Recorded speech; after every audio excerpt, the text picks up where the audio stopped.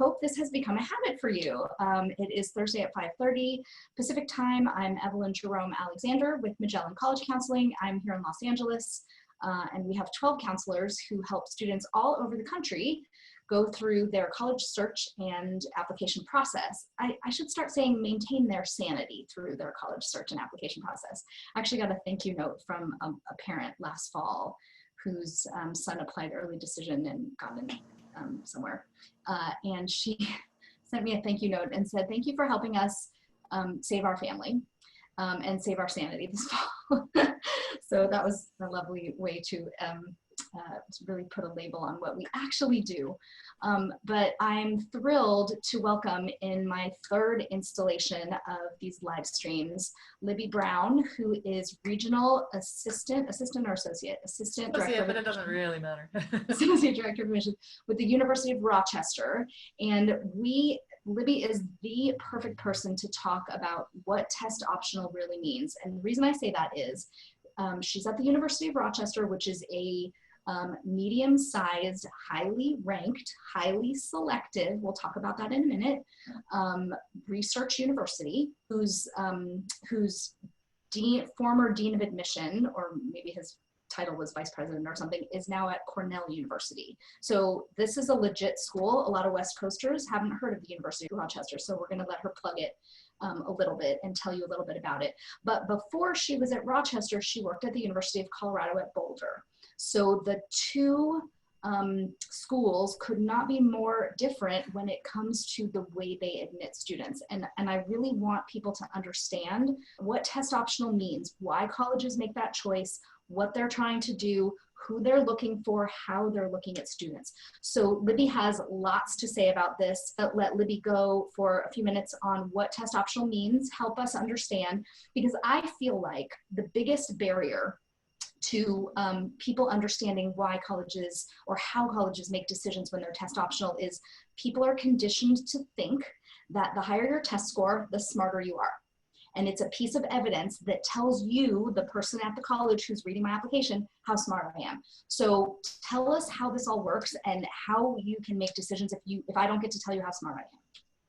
So I would frame this as the important piece of the puzzle for a lot of families and students is that the majority of selective admissions all the way to less selective admissions still use what we refer to as a holistic approach. The holistic review is intended to get a broad picture beyond just what the test scores or the GPA are indicating in terms of quote unquote academic readiness, right? Especially as it relates to test optional. There's a lot of evidence that there are some disconnects in terms of the way that it may be offered or the volume of times that it's offered or whatever it might be. So it doesn't necessarily always correlate to a consistent standardized approach to the actual application process. And certainly for our students, there is an important, I don't know if you would call it a soapbox that I like to get up on, but it's true. The test was designed to be an indicator of college readiness. An aptitude or a scholastic achievement that was designed to be a recognizable number range that students will indicate their readiness for college. It was never an intelligence test. It was never designed to be a test to indicate your capacity to be successful in life. It was designed to be a measurement to allow us as a profession to use a more standardized approach in this process. However, as we've gone over the years, as we've gone over the decades, there's a lot of evidence that there are very particular portions of the communities that we are working with that in an equity-based model you would be outreaching to and working with that consistently score differently than other populations in other communities. And particularly for a lot of students, if you are, in a position to be well prepared for these tests, yeah, that may or may not be reflective in the actual score that you receive. However, you having the standardized taken out of standardized now need a lot of different tools and a toolkit to review students that may not be falling in these categories that we're referring to. And particularly for selective admissions processes, there was a lot of fundamental evidence that something like your academic achievement as it relates to the kinds of classes that you've been taking, your capacity within those classes to be successful, and the work that you've been doing, again, the basic toolkit of time management, or dedicating to a particular area within the curriculum, your strengths, those are things that aren't always measured in the same way that they should be by a standardized test. And especially for a lot of students, being able to offer alternative pathways to share that information about themselves, their ability to share to the, the applications that they're applying, the schools that they're applying to, that this is going to be something that we want to frame in a different way. We want to be able to offer an alternative to those students if they feel like their scores are not reflective of their capacity to be successful here. And I think that ability to cater to the process and recognize, okay, what are the things that I am really good at? Maybe you are good at communicating, and that is a part of why you've been successful in your coursework, but there's no place in the application to indicate that you're a strong communicator. So maybe there's an alternative. Maybe an interview is a great way to do that. Same thing with students that are extraordinarily strong in standardized testing. We don't want to minimize the ability for a student to feel like they were successful in a part of the process. We just want to level the playing field and allow students to be able to share themselves and their experiences in a much more nuanced way than just a GPA and a test score would be able to provide us. And I think that that's the foundation of test optional. Okay, that's a good basis for everyone to start with. So there are colleges who have been test optional for a long time. Your institution happens to be one of them. There are colleges who have been letting us know over the course of the last maybe 2 years that they were moving in this direction. But now, because of COVID and the weird situation that we're in, we have seen a rush of colleges announce that they are just going to go test optional for the next class, for the class of 2021. Talk to us a little bit about the difference, the philosophies, what the future might look like for maybe the newer schools that are new to the party. Absolutely, especially for test optional. I think that there's a number of great examples that have either always been test optional, or at least it feels that way, or they've always had a sort of benchmark that says, testing is accessible. We would, encourage you if you feel like this is a good representation, but we want to be able to emphasize the holistic review in general. And I think for especially a lot of schools that have that attitude of the holistic review, there are a number of things that we tend to prioritize as part of that review process. Obviously, with a school that emphasizes rigor and academic achievement, and especially research-oriented communities where creation of new knowledge is a very valuable piece to that process, encouraging students to allow them to embrace other areas of that learning model is an important one, particularly for a lot of students in the United States. Research doesn't necessarily always happen in the high school environment. It does in maybe like a classroom or a lab, but it's not necessarily always as emphasized. And certainly we do see a volume of students that are pursuing their passions or their interests through outside methods, whether that be building a computer in their garage, or seeking medical volunteer work because they want to be going towards a pre-med experience, or they are joining a conservatory experience and they're moving towards more of a creative art capacity. And I think that the important thing with any test optional school, Evelyn mentioned obviously Boulder previous to that, but even before that I was working at an art school.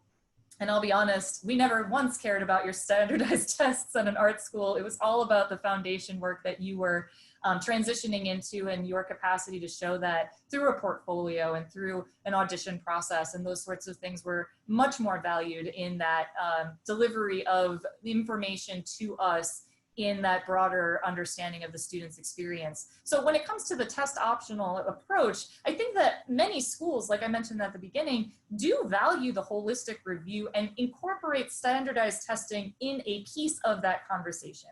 When it comes to the transition or the switch that we're seeing now of schools are seeing the inability for students to be able to take tests. Therefore, is it a valuable or a valued experience for the student to then include that as part of their process? I've seen a number of messages. I've seen a number of messages from various institutions that indicate if you are planning to take it multiple times, but you didn't yet, we're still reviewing it, and yet we're, you know, understanding that you may not have been able to give your best foot forward.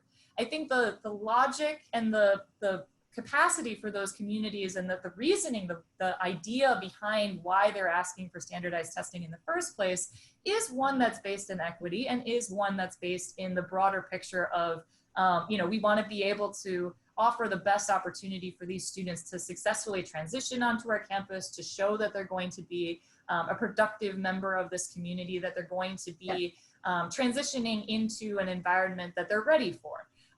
But again, the logic behind that when it relates to testing is somewhat minimized either way. And certainly you do see that in the volume of schools that have moved away from, say, subject tests, or you know, going into more, let's say, a test flexible model, which allows you to bypass an SAT or an ACT score in lieu of something like an IB predicted score or an AP exam, or subject tests that are more oriented towards that particular area of the curriculum that you're excited about. I think for a lot of schools, the important thing to remember is, and we can certainly get into this, the nuances of how you actually submit in just a minute, but the important thing is, if you are going test optional, the idea, the intent behind it is that you are crafting the application without testing, and that still requires you to maintain a lot of information and provide a lot of information to us in the application itself. It puts a lot more, let's say, pressure, but it's certainly a lot more value into the information that you are sharing with us. And what does that information tell us? That's an important thing to reflect on. That's an important thing to allow us to be able to understand. But again, it depends on the institution. What that institution is saying to you is, I want you to still craft an application and be intentional with that application and give us as much as you possibly can, or as much as we're asking you to, an important difference, to be able to share that aspect of yourself.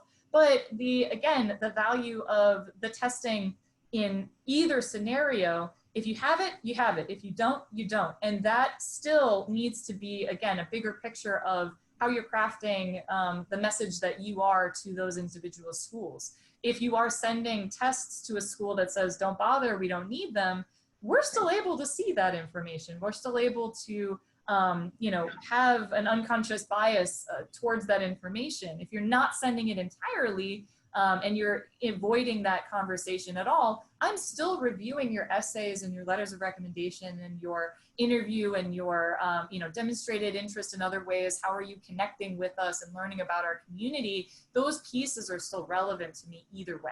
And I think for a lot of the reading process, that is, again, the core hasn't changed. It's just some of the nuances and subtleties around it that, you know, reflect slightly differently depending on the individual and what they're including to us. Yeah. Okay, you touched on a couple of important points that I want to follow up. The first one is another assumption that people who are parent age, when I applied to college, we were looking at well-rounded. That's what colleges were telling us they wanted.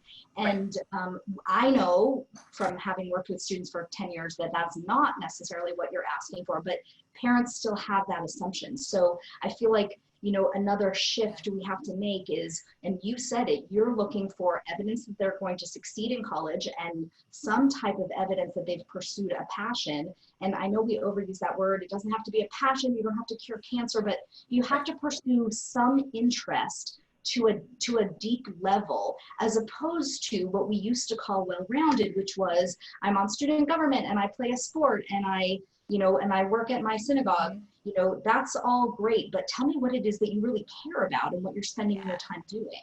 Yeah, and I think for a lot of families and students, it is a very tough thing to navigate the waters of you're changing and growing as a human being at the age of 13, your interests may be very different, 13, 14, 15, than they are at 16, 17, and 18 and beyond. And I think the important thing for a lot of families and students to remember is that we aren't looking for, again, that cure for cancer. No, we do not anticipate, even in the most highly selective processes.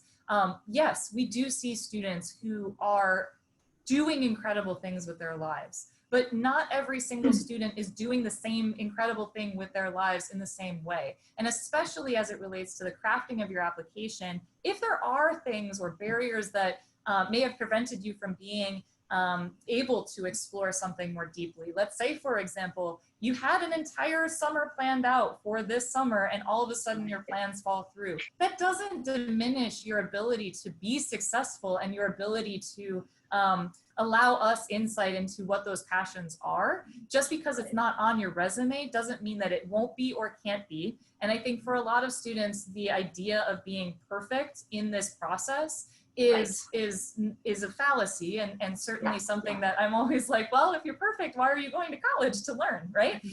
It is an important piece of the puzzle for us to see that you have the tools to be successful, that you understand the value of time management, that you understand the value of embracing a variety of different things, a variety of different people, that you are going to be entering into a community that is extraordinarily diverse, that has a lot of different perspectives, that you're able to accommodate that and work with that and grow with that. But again, when going back to the conversation of testing, do I see that through the standardized testing process? I don't know. And I think that a lot of the bigger conversations that we have around test optional is that the qualities and the experiences of the student are not always reflected in that 4-hour period on a Saturday. They're often more reflected in the day-to-day operating experiences that you have, and the experiences of your community and your experience of how you want to shape your experience moving forward.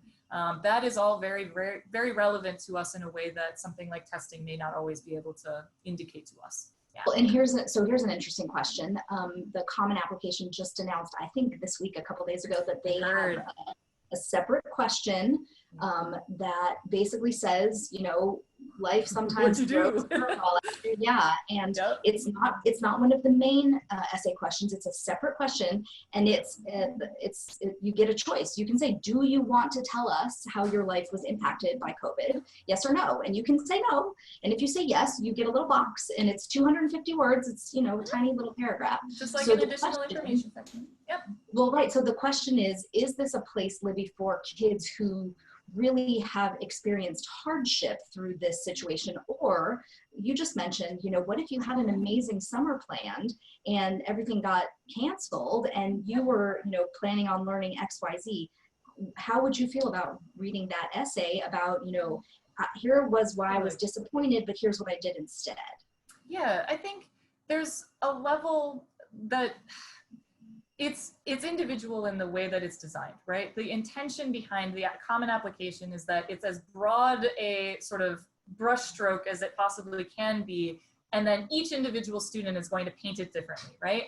And so when you're working with a question like that, there is an implication that you should be doing something. And I don't want to minimize the fact that if a student is extraordinarily impacted by this, whether they have been directly impacted health-wise or their family's been directly impacted by this health-wise, or economically, financially within the family structure, somebody's lost a job, somebody has cut out, whatever it might be, that is a stressor that we don't expect you to be immediately, well, I went and I cured cancer. It's no. We understand that is a variable that we want to be able to incorporate.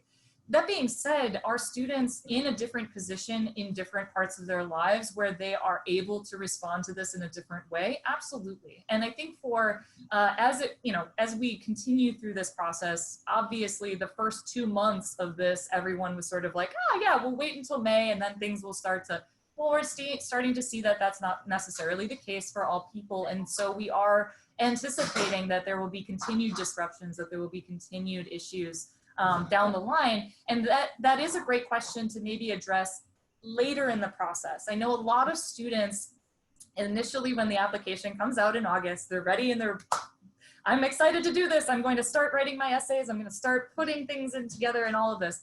Sometimes you need that extra space to reflect and say, what have I learned from this? What am I doing with my experience to do the best that I can, but also try something new and try something different. I think that the expectation is going to be very individual, and the context of that question is going to be very much based in the individual's experience, but it does, it is helpful that there is going to be a very specific section. It opens up the rest of the application. One of my deepest fears is that hundreds of personal essays will be about how this impact, disrupted everything, or that they were able to learn all these different things.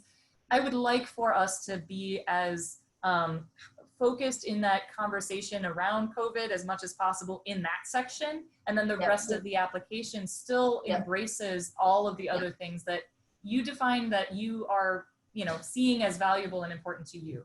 I think that is the biggest important piece of the puzzle as we move forward. But you never know. I certainly expect a large volume of students to have an extraordinary amount of disruption in their activities as it relates to junior into senior year. So, it's inevitable, but I do hope that most students will acknowledge that the potential for their ability to get involved in something does not minimize our understanding that we see that, we hear you, we want to understand that, we want to see that on our campus, and that's not going to be a preventative element to their application. Another point that I think people don't think about a lot, and what you said was, if you tell us what your test scores are, we can't unsee that. And so I think it's important for people to understand there's many ways to transmit test scores to a college, right?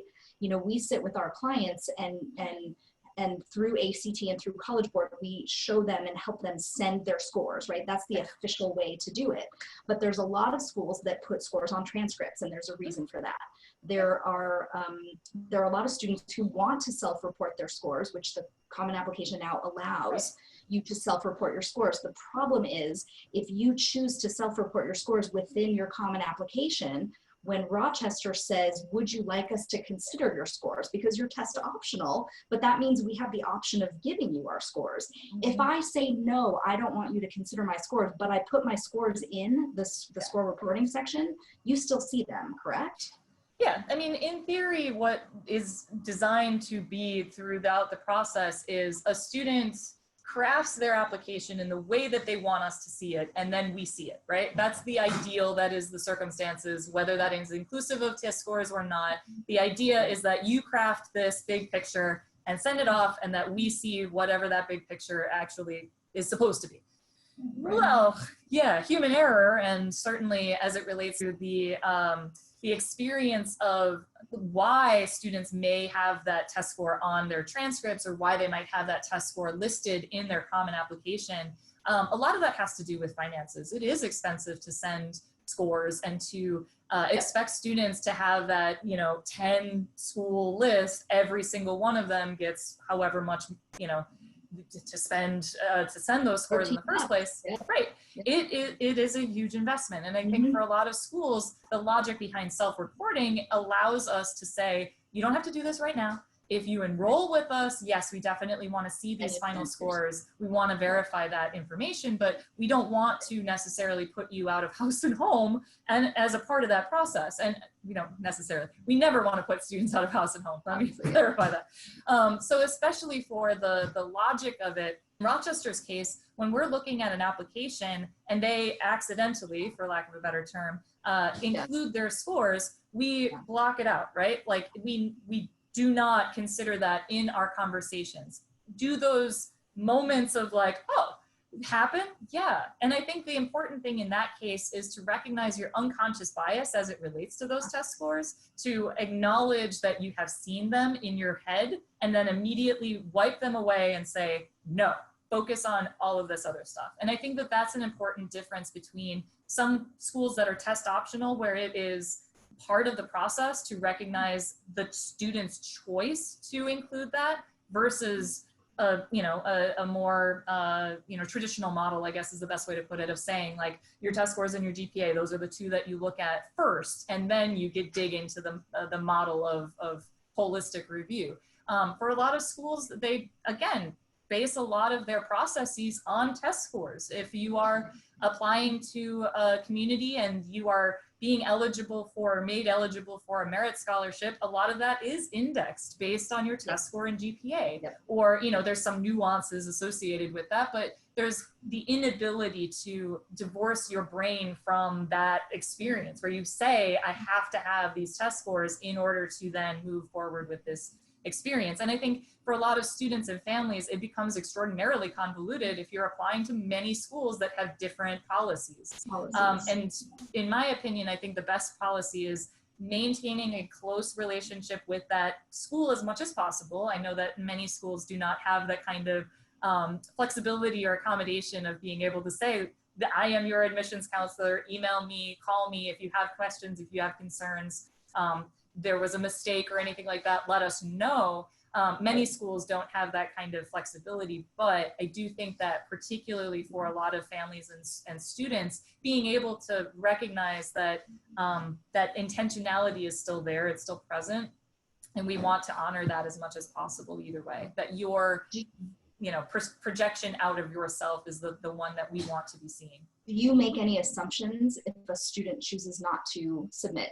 AP, if you see AP Bio, AP Physics on the transcript and no AP scores, do you make any assumptions? I don't necessarily make assumptions. It's the concern that sometimes, and we talked about this earlier last week too, sometimes you see a student that is indicating that they do not want to have their test scores reviewed, and yet an AP score that is very concerning is listed on their transcripts. And the rest of the transcript is extraordinary. It is a very strong transcript. It is not reflective of those scores. The important thing is that at any point in the process, if there is a question raised in the application, you want to be able to answer it essentially in that process as much as possible. You never want someone like me to then go, wait a minute, what's going on? And that's, again, not to minimize the fact that, yeah, AP exams, like we are seeing this week, it is not a necessarily easy thing to manage. The reflective experience of your, overall picture of that AP class, we're looking at those grades, we're looking at the fact that you took the AP class and presented yourself with more rigor. But at the same time, if you are ultimately at the end of that process not reflecting the competency that the AP score, quote unquote, reflects, then that starts to beg the question of, okay, what's going on here? And we're able to sometimes contextualize that, especially for students that might have either something like this, where there's just a complete disruption of the experience. Certainly in California, we see a lot of the wildfires being a huge impact to the students' experiences, whether it be in their home environment or otherwise.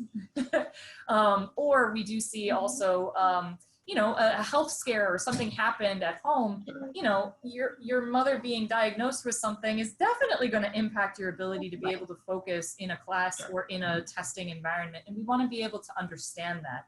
And that's not to minimize, again, that these test scores are not a good reflection, because a lot of the time they are a good reflection of your competency within that particular subject matter, but it's not always the case. And I think that that's the important thing with test option or like the test flexible policies, is that is not always a good indicator. And that's the important thing. If it's not always a good indicator for a standardized process, it may not be the best usage of our time in understanding and reflecting upon your experiences.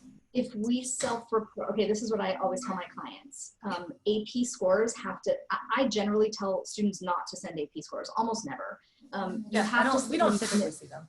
Yeah. You don't require them, right? Nobody requires them. You have to send them in a bundle, right? You can't send one score. However, now that we have self-reporting, you can self-report just one. So what if I got a 5 on the AP Physics? I got 1s and 2s on everything else, but what if I just self-report that one? Are you going to make any assumptions about everything else? Why I'm only reporting that one?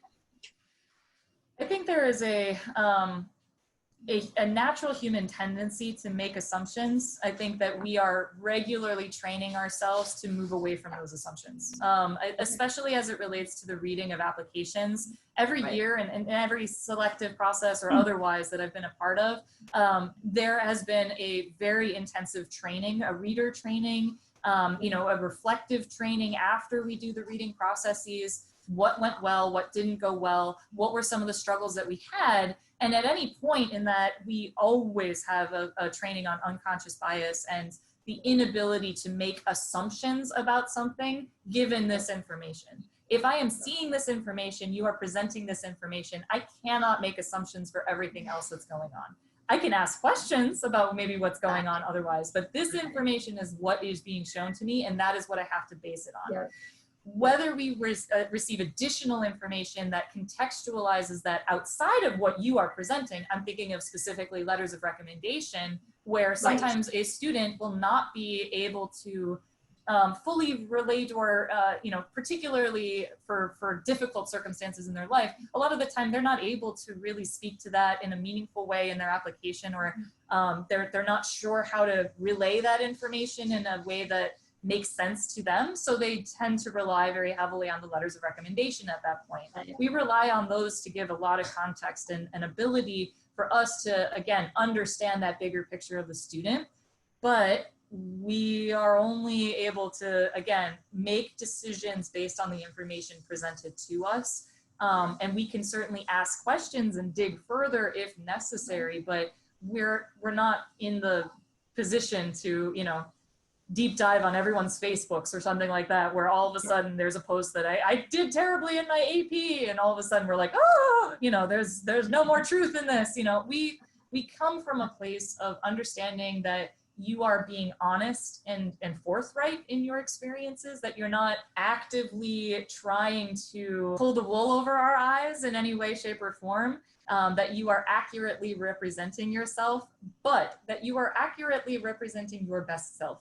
And if that is sometimes the case where we're not seeing that, it can sometimes show up in other areas of the application. I often find that a student that is maybe not well organized, someone that may have rushed through the process, there's small indicators in the application otherwise that indicate to me that there's maybe a disconnect in the bigger process.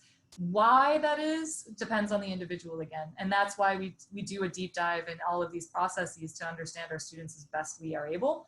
But sometimes, that does tend to raise some questions. But I give a lot of benefit of the doubt for students. And I think that that's an important thing. I'm a human, we're all humans. Being as open to this process and keeping this as much of a two-way street as possible is the important thing to me. Because I want a student on our campus that understands what they're getting themselves into, that they know what we are, who we are, and how they're going to be successful on our campus, as much as, I want a student to, be honest and forthright in the application too. This goes to really doing the research to find the colleges where you are a good fit and that are a good fit for you. And absolutely, we didn't talk about that. And 2 weeks from now, I have 2 guests, one of whom is Chuck Lydiard from the University of Delaware, and one of whom invented the Corsava card sort. Yay! Which is a great program that we use with our students to help them prioritize what they're looking for in their college experience. So we're going to talk about how to build that list of colleges that are really a good fit for you. But if you do that, what you'll end up doing successfully is creating an application for Libby to read that really speaks to her and will say to her, this student will really succeed at the University of Rochester. If you're just making a list and throwing applications out there like spaghetti, you're not necessarily going to succeed at convincing the person who's making the decision that I'm a good fit for your campus. A lot of the students that we see, particularly as it relates to Rochester, the curriculum is very unique in the landscape of higher education. It's, only a few schools offer what we call an open curriculum or a, flexible curriculum.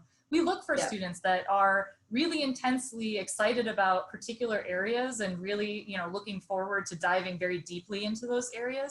But we're also looking for students that don't know what they want and have a lot Right. of passions in a lot of different areas and don't know how to combine all those passions in a more traditional model. So that, again, when you're talking about like why Rochester in some of the areas of the application, the supplements or the interview or whatever, a lot of that time that's the connection that we're looking for is, okay, that we're, a community in upstate New York, you're looking for the East Coast, cool. You're looking for a smaller liberal arts sort of model in terms of the classroom structure. Okay, great. That describes a lot of schools. So where are those pinpoints that you are starting to see, oh, that's exciting, that's interesting, I connect with that? That's what we are talking about when we're saying a self-reflection and an introspection in the application process. We're not looking for you to just broad brush us either, and we don't want to do that to you. So in terms of that connection, a student that has really unique interests or really broad-based interests, all of those students are going to be successful in the context of the Rochester curriculum. But what are the other pieces? How are you, navigating this process with intention to understand what that next step might look like, but also what makes you happy, what makes you excited, what makes you feel powerful and impassioned? And, we want to empower you. We don't want to minimize you in this process. And I think for a lot of students, that gatekeeper role feels very intimidating. And Yes. We're not gatekeepers. We're two-way streets. The moment that, you submit your application, yeah, the ball is in my court, but then I put the ball right back into your court when I give you an admission. So then all of a sudden you have this list, this wonderful list of schools that all of whom maybe have accepted you, and now you have to make that decision. And I think that that's, again, part of the process is to choose the schools that see you, to choose the schools that understand you and want you on their campus. As much as any other. Yeah. And I hope that that's exactly right. And I will post below this video a link to a little video I did a couple of years ago on how to research a college online. Literally the first place to go, maybe it's the second place. The first place is the fast facts about us. You need to know something about the college you're researching. But the next place you need to go is, what's the mission statement? What is this college putting itself out there to accomplish? And I always tell my students, it's really hard because you're right, you are the gatekeeper, you're gonna tell them if they're in or not. And so they keep thinking about you as, what am I going to get if I go to this college? But I try to say to them, turn it around. What are you going to offer to that campus community? Because I think that's what you, when you're reading those applications, are really looking for. How is this student going to contribute to our community? And that potential, and it's about potential, but it's also about tying in the experiences that you've had and understanding that. And once again, I think that all of this conversation tends to justify the logic behind a test optional experience, because once again, testing doesn't always indicate that.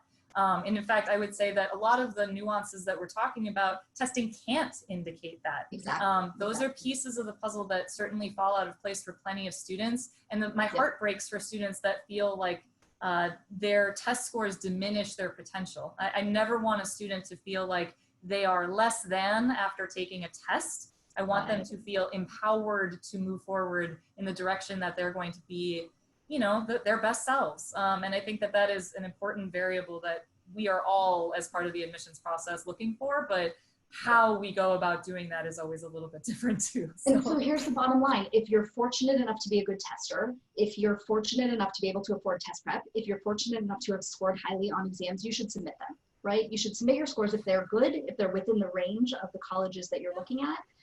The range for Rochester is going to be very different than the range for Lewis and Clark, right? So, which is also test optional.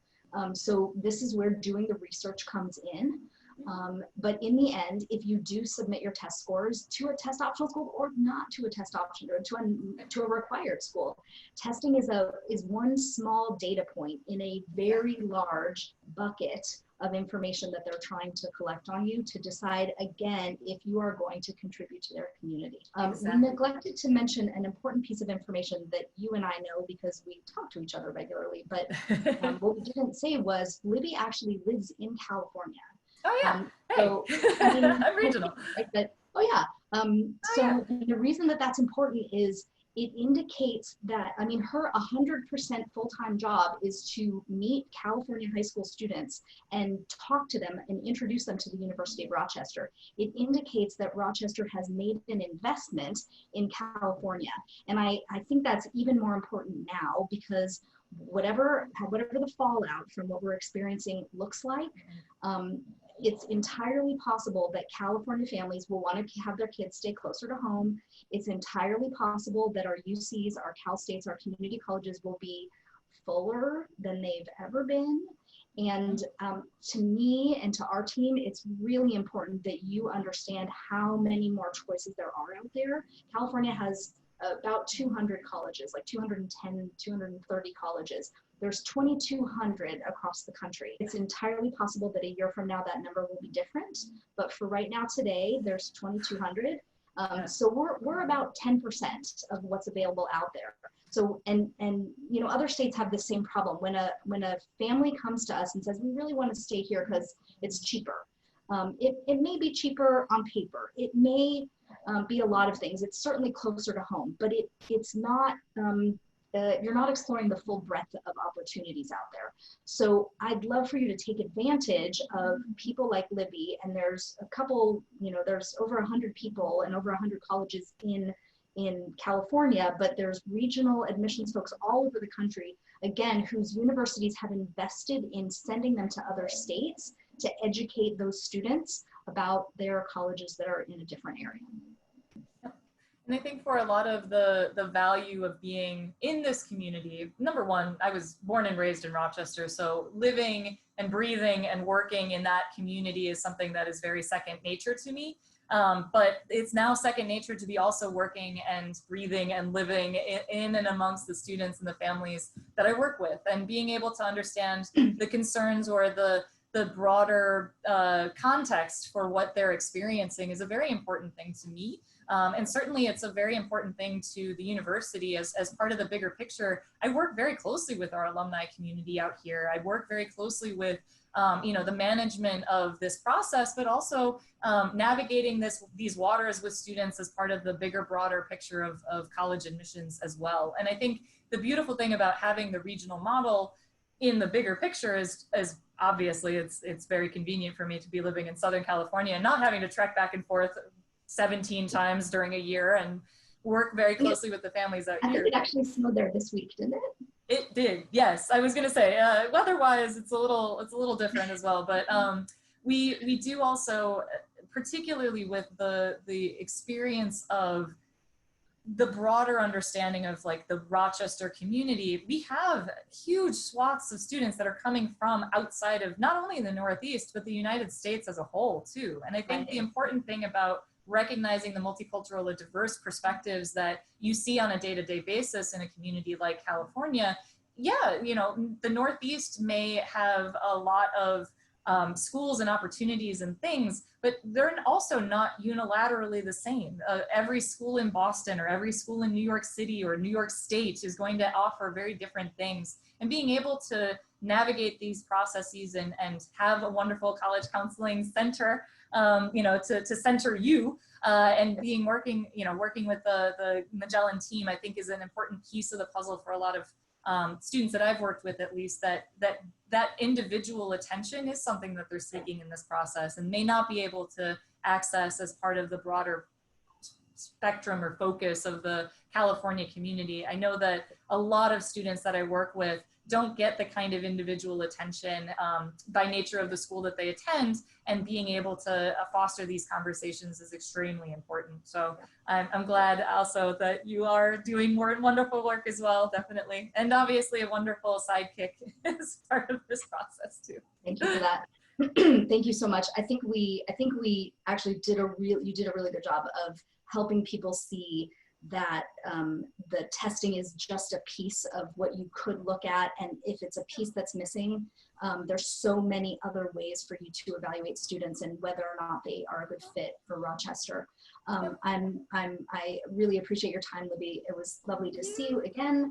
And next week, I am really excited to be interviewing Lynn O'Shaughnessy, who is a national expert on college financial aid, on merit aid, on need aid. You will learn so much from spending hopefully half an hour to 45 minutes with her. So I hope you will join us again next week. Thank you everyone for watching. Please come back next week.